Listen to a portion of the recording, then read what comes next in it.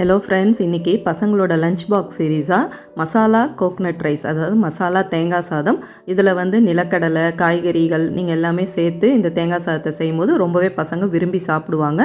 எப்படி செய்கிறதுன்றதை டீட்டெயிலாக பார்க்கலாம் வாங்க. இதுக்கு முதல்ல ஒரு வானலில் 1 டேபிள் ஸ்பூன் அளவுக்கு தேங்காய் எண்ணெய் சேர்த்துக்கோங்க. தேங்காய் எண்ணெய் சேர்த்தா ரொம்பவே நல்லாயிருக்கும். 1 டீஸ்பூன் கடுகு, 1 டீஸ்பூன் உளுந்து, கூடவே அரை டீஸ்பூன் அளவுக்கு பெருஞ்சீரக தூள் சேர்த்துக்கோங்க. சின்ன துண்டு பட்டை, 2 கிராம்பு சேர்த்துட்டு இது நல்லா பொரியட்டும். கூடவே கருவேப்பிலை இலையும் கிள்ளி சேர்த்துக்கோங்க. 2 பச்சை மிளகா கீரி சேர்த்துக்கிறேன். சேர்த்துட்டு கூடவே 1 டீஸ்பூன் அளவுக்கு கடலைப்பருப்பு சேர்த்துக்கோங்க.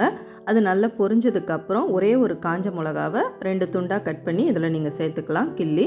இதெல்லாம் சேர்த்து செய்யும் பொழுது இந்த டேஸ்ட் வந்து ரொம்பவே நல்லாயிருக்கும். நான் இந்த ஸ்டேஜில் உங்களுக்கு விருப்பம் இருந்தால் நிலக்கடலை, வேறு ஏதாவது கேரட், காய்கறிகள் நீங்கள் சேர்த்துக்கலாம். நான் அதெல்லாம் சேர்க்கலை. வெறும் வெங்காயம், ஒரே ஒரு வெங்காயத்தை நீளமாக நறுக்கி அதை சேர்த்துக்கிறேன். கூடவே ஒரே ஒரு தக்காளி, அதையும் நீங்கள் நறுக்கி சேர்த்துக்கோங்க. இப்போ இது எல்லாத்தையும் நல்லா வதக்கி விடுங்க. நல்லா வதங்கினதுக்கப்புறம் இதில் அரை டீஸ்பூன் அளவுக்கு இஞ்சி பூண்டு விழுது சேர்த்துக்கலாம். சேர்த்துட்டு இதையும் கூட சேர்த்து நல்லா வதக்குங்க.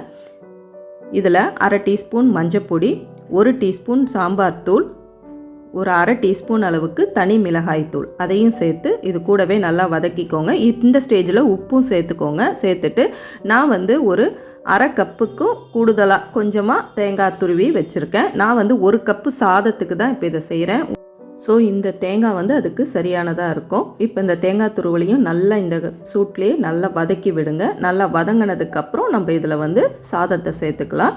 வேக வச்சு எடுத்த 1 கப்பு சாதத்தை இதில் நான் சேர்த்துக்கிறேன். சேர்த்துட்டு இந்த ஸ்டேஜில் இது வந்து மீடியம், அதாவது லோ ஃப்ளேமில் வச்சுட்டு நீங்கள் வந்து நல்ல சாதத்தை இது கூடவே கிளறி விடுங்க. நம்ம லஞ்சுக்கு கொடுத்து விடும் பொழுது தேங்காய் சாதமும் நமக்கு வந்து கெடாமல் இருக்கும். இந்த மாதிரி சூட்டில் கிளறி எடுத்திங்கன்னா நல்லா கிளறி எடுத்துட்டு இதில் வந்து கொத்தமல்லி இலை தூவி இறக்கி லஞ்ச் பாக்ஸாக நீங்கள் ப்ரிப்பேர் பண்ணி கொடுக்கும் பொழுது பசங்களும் விரும்பி சாப்பிட்டு வந்துடுவாங்க. நீங்கள் இதை ஒரு தடவை ட்ரை பண்ணி பார்த்துட்டு எப்படி வந்ததுன்னு சொல்லுங்கள். தேங்க்யூ.